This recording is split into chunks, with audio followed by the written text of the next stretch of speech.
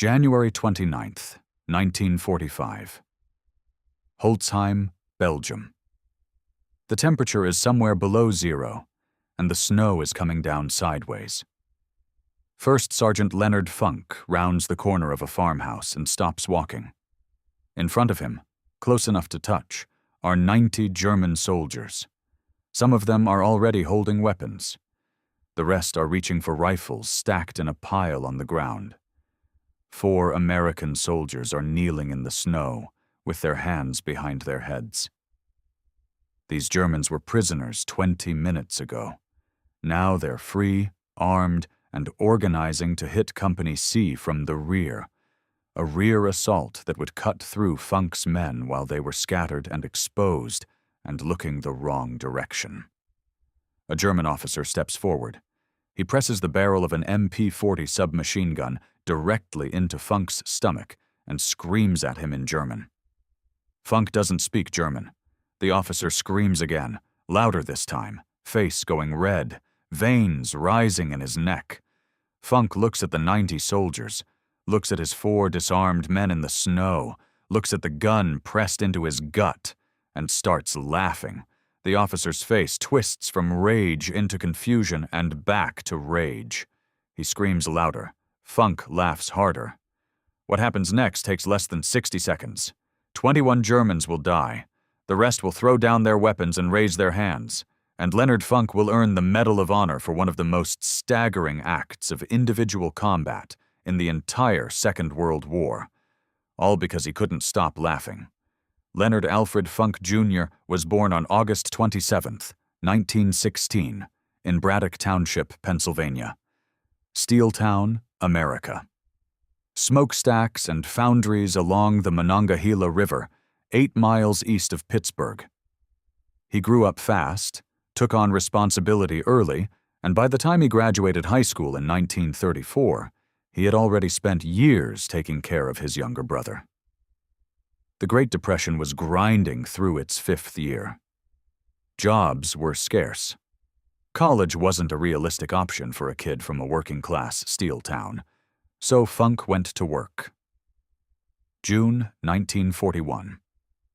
War was burning across Europe and Asia, and Congress extended the draft. Funk's number came up. He reported to the induction center in Wilkinsburg, Pennsylvania, 5 feet 5 inches tall, 140 pounds. The Army examiner who looked at him probably thought clerk duty. They were wrong. Funk volunteered for the paratroopers. In 1941, American airborne forces barely existed as a concept. The idea was new enough that most soldiers considered it closer to a stunt than a military strategy.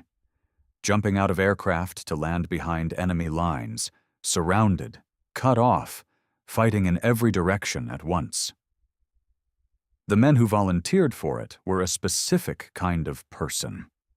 Airborne training was designed to find that person by eliminating everyone else. 5 weeks of conditioning brutal enough to wash out half the candidates. Then the jump towers. Then the aircraft. The first time you stand at the open door of a C-47 at 1,200 feet, everything in your body tells you not to go. The ground is a long way down. The wind hits your face like a wall. Your parachute is fabric and cord, and whatever trust you've managed to build in 30 seconds of inspection. Funk stepped out anyway. He earned his jump wings and got assigned to Company C, 1st Battalion, 508th Parachute Infantry Regiment. The 508th shipped to England in late 1943 and joined the 82nd Airborne Division, the All-Americans, veterans of Sicily and Italy, men who had already jumped into combat and already buried friends. Funk was the new guy. 27 years old, which was practically ancient by paratrooper standards. Most of his squad mates were barely 20. But he had something the younger men were still developing. A steadiness. A quiet competence that doesn't announce itself, but becomes obvious the moment things go wrong. By D-Day, he was a squad leader. By the end of the war, he would be acting company executive officer. First, though, he had to survive Normandy. June 6, 1944. 1:30 in the morning. The C-47 shudders and bucks as flak explodes around it. Funk is standing in the stick, the line of paratroopers waiting to jump, 60 pounds of equipment strapped to his body. Thompson submachine gun, ammunition, grenades, rations, medical kit. The aircraft is at 400 feet. That's too low for a comfortable jump, but the pilots can't climb. German anti-aircraft fire fills the sky in every direction. Tracers cut through the darkness like orange thread. The men can hear fragments pinging off the fuselage. The green light comes on. Funk jumps. The prop blast hits him. Then the chute opens and the world goes quiet. Below him, occupied France, enemy territory in every direction for as far as he can see. The D-Day airborne operation was chaos from the first minute. Anti-aircraft fire had scattered the formations across 50 miles of French countryside. Paratroopers were landing in flooded fields and drowning under the weight of their equipment. Others came down in the middle of German positions and died before they could cut free of their harnesses. The plan, such as it was, had dissolved before the first man hit the ground. Funk landed hard. His ankle twisted badly on impact, sprained, possibly fractured. The pain was immediate and serious. Every step would be agony for the next 2 weeks, but he could walk and he could fight. And in the middle of occupied Normandy at 2 a.m, that was all that counted. He buried his chute and started moving. He was 40 miles from his drop zone, 40 miles of German-held territory, alone in the dark. Within hours, he had gathered a group of lost paratroopers, men from different units, different companies, different regiments, all of them scattered by the chaos of the drop, all of them looking for someone to follow. 18 of them, eventually. Funk gave them what they needed. For 10 days, he led this improvised group through enemy territory, traveling at night, hiding by day, fighting when there was no other option. He insisted on serving as lead scout, despite his injured ankle, putting himself at the point of maximum danger to keep his men behind him. They linked up with Allied forces on June 17th. Every single man made it. Not one casualty. 10 days behind enemy lines, 40 miles of German-occupied France, and Leonard Funk brought all 18 of them home. A silver star, a bronze star, his first Purple Heart, and Funk was just getting started. September 17th, 1944. Holland. Operation Market Garden, the largest airborne assault in military history. 35,000 paratroopers dropping into the Netherlands to capture a chain of bridges across the Rhine. British, American, and Polish forces jumping together. The plan, designed by Field Marshal Montgomery, was staggeringly ambitious. Capture 7 bridges across 64 miles of Dutch territory, hold them long enough for ground forces to race up a single highway and link up. If it worked, the Allies would be in Germany by Christmas. Everything went wrong. The British 1st Airborne Division landed at Arnhem, the furthest bridge, and ran straight into 2 SS Panzer divisions that had no business being there. For 9 days, they fought street by street through a Dutch city, while the armored relief force couldn't break through in time. Out of 10,000 men, 2,000 came out. Arnhem became a synonym for military disaster. The bridge too far. But Funk didn't know about the big picture. He knew his mission: support the landings, secure the drop zones, kill Germans. After landing, his company secured their objective without major incident. Then Funk noticed something that wasn't on any order. 3 German 20mm flak guns were firing at the incoming Allied gliders. The aircraft carrying reinforcements, artillery, vehicles, ammunition, and medical supplies. If those guns kept firing, hundreds of men would die before they reached the ground. The gun position was dug in on high ground. Sandbags, camouflage, interlocking fields of fire. Approximately 20 German soldiers manning the weapons and providing security. Funk had 3 men. Standard military doctrine holds that you need at least a 3-to-1 advantage to assault a prepared defensive position. Funk had the exact opposite, outnumbered 7-to-1. He attacked anyway. Leading from the front, Funk and 3 men hit the German position.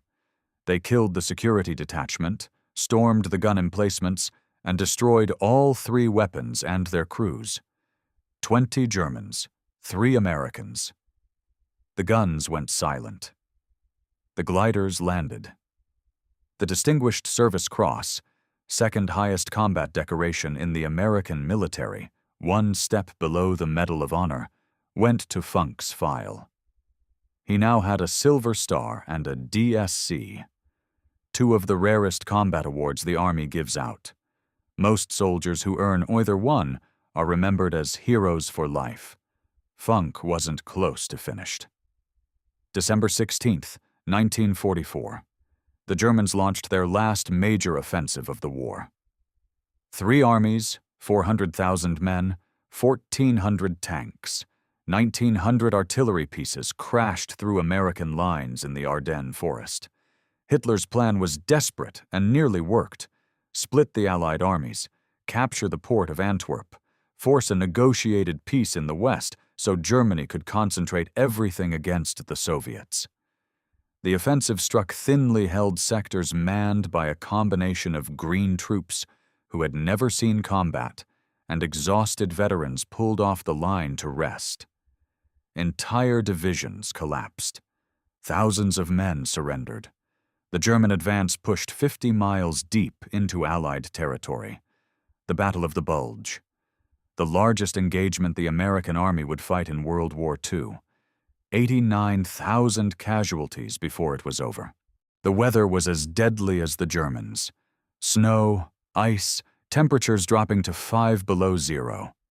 Men froze to death in their foxholes. Weapons jammed. Vehicles wouldn't start. The cold had weight to it, a physical presence that wore men down faster than bullets did.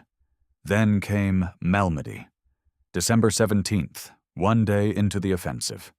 A convoy from the 285th Field Artillery Observation Battalion was moving near a crossroads when it ran straight into the armored spearhead of Kampfgruppe Piper, an SS battle group. The Americans were rear echelon, artillery observers, radio operators, men who weren't equipped to fight tanks and armored infantry. After a brief engagement, 113 Americans surrendered. They were herded into a field with their hands up and their weapons gone. Then the SS opened fire. Machine guns, pistols, rifles. Men who tried to run were cut down. Men who fell wounded were walked up to and shot in the head. 84 Americans died in that field. A handful survived by lying still under the bodies of their friends, waiting in the snow for hours while German boots walked past them. When darkness came, 43 survivors crawled away. The news spread through the American Army within hours. Something changed in the men who heard it. Before Malmedy, the war had its unspoken rules. Soldiers surrendered when the situation was hopeless, and prisoners were generally treated according to the conventions both sides had agreed to. Not perfectly, not always, but the framework existed. After Malmedy, for many American soldiers, it didn't exist anymore. Units passed down informal orders. No SS prisoners. Some men extended that to Germans generally. When Funk heard about the massacre, something settled into place inside him. He made a decision. He would not surrender to the Germans, no matter the circumstances, no matter the odds, no matter what was pointing at him. That decision was about to matter more than he knew. January 29th, 1945. The Ardennes. The German offensive had been broken, and the Allies were pushing back through the same frozen forests where the fighting had been bloodiest. Company C, 508th Parachute Infantry, received orders to capture the Belgian village of Holtzheim. There was a problem. The company was badly understrength. The executive officer, the second in command, had been killed. They didn't have enough men for a proper assault. Funk, now serving as acting executive officer, looked at his depleted roster and walked to the company headquarters tent. Inside were clerks, supply personnel, cooks, men who spent the war behind desks handling paperwork and logistics, men who had been through basic training but had never fired a weapon at a human being and didn't expect to. "You're all infantry now," Funk told them. "Grab your weapons. We're taking that village." He formed a makeshift platoon from 30 men who had no business leading an assault on anything, and he marched them 15 miles through waist-deep snow in a driving blizzard with German artillery harassing them the entire way. When they reached Holtzheim, Funk organized the assault himself. 15 houses, Germans in every one. Machine guns, grenades, rifles. Funk and his improvised soldiers cleared them all. 30 prisoners captured. Not one American casualty. Another unit on the opposite side of town captured 50 more. 80 prisoners total, corralled in the yard of a farmhouse at the edge of the village. Funk looked at his exhausted men. They had been fighting for hours after a 15-mile march in impossible conditions. There was still scattered resistance elsewhere in the village, German soldiers who hadn't given up yet. He needed every capable body he had. He could only spare 4 men to guard the 80 prisoners. "Keep them here," he told the guards. "We'll send reinforcements as soon as we can." Then he went back into the fight.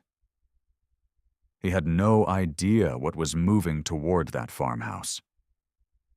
While Funk was clearing the rest of the village, a German patrol in white winter camouflage approached the farmhouse from the outside.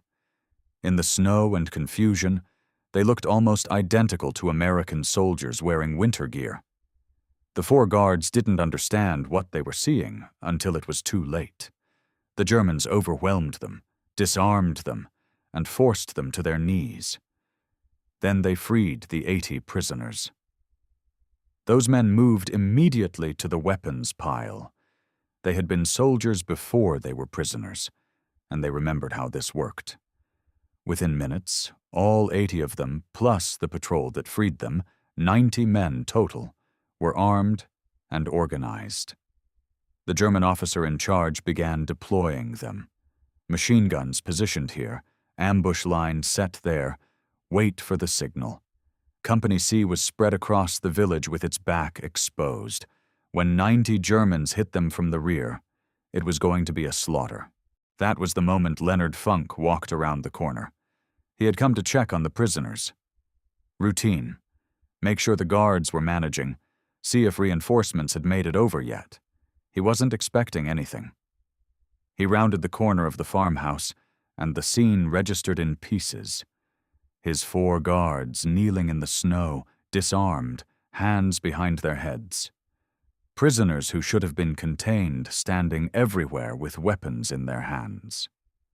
A German officer already directing men into position for an assault. The officer saw Funk's sergeant's stripes and moved fast.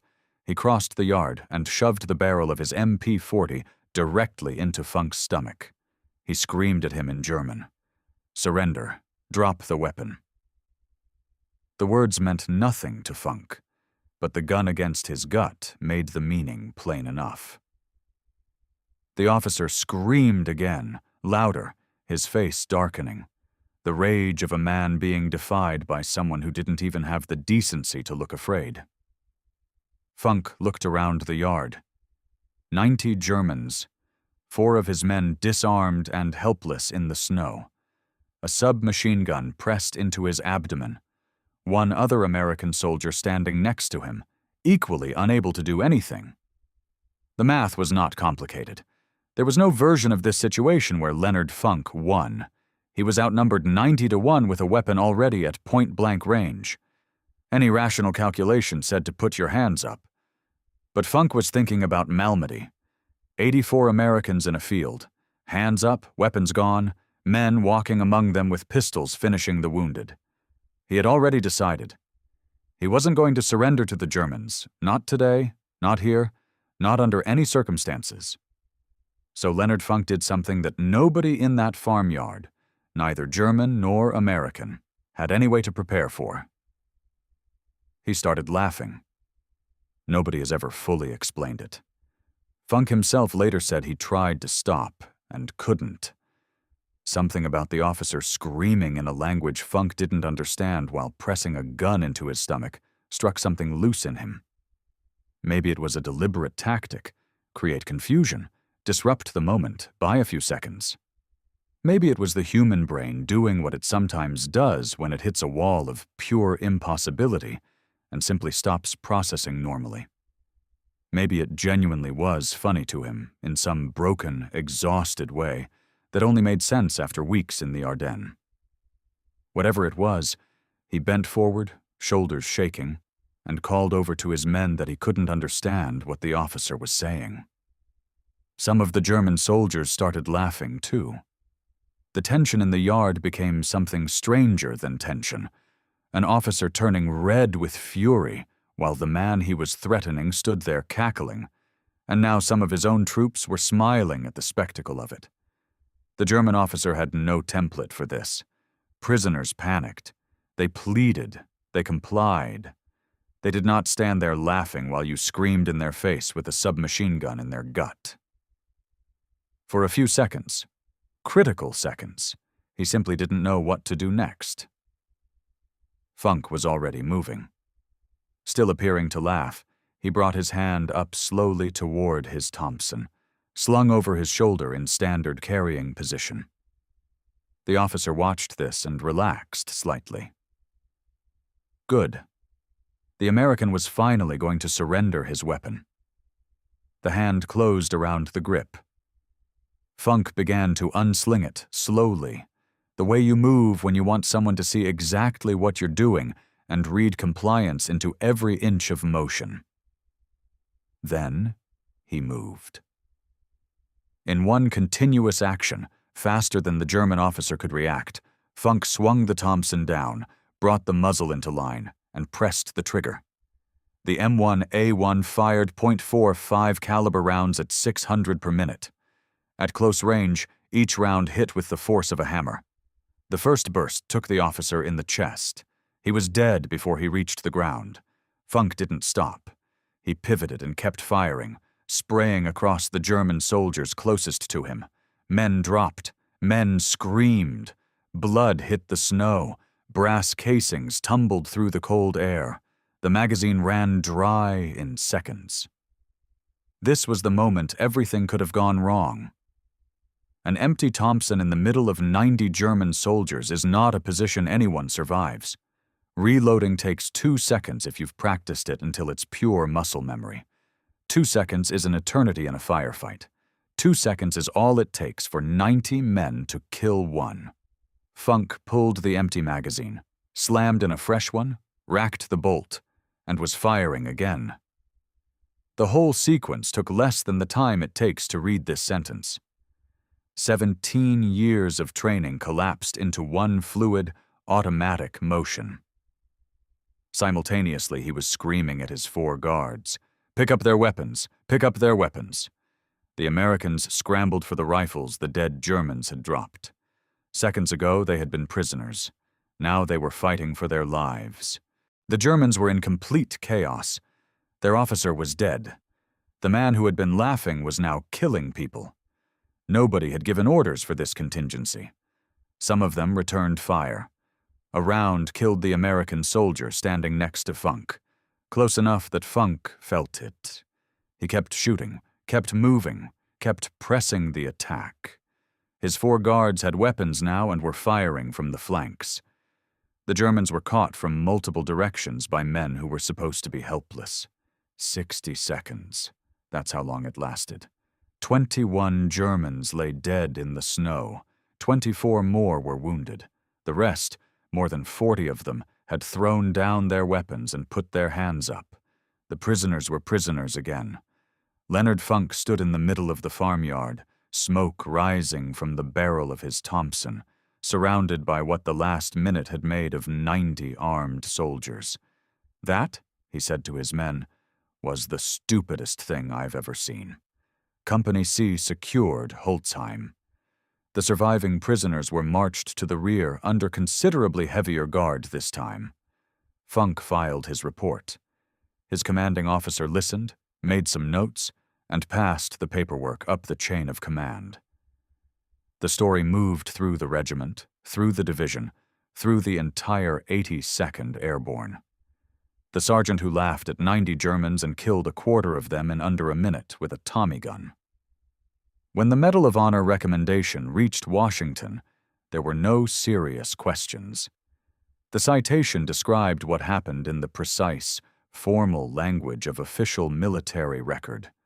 And even in that language it was extraordinary. The moment Funk pretended to comply, began slowly unslinging his weapon, then moved with what the document called lightning motion. September 5th, 1945. The White House. President Harry Truman placed the Medal of Honor around Leonard Funk's neck. Truman, who was known for plain speech and no sentimentality, looked at the man in front of him and said something he apparently meant completely. "I would rather have this medal than be President of the United States. Let's actually account for what Leonard Funk accumulated over the course of the war. The Medal of Honor for Holtzheim. The Distinguished Service Cross for the anti-aircraft guns in Holland. The Silver Star for leading 18 men through 40 miles of enemy territory in Normandy, without losing one of them. A Bronze Star for meritorious service. 3 Purple Hearts, wounded 3 separate times, each time continuing to fight.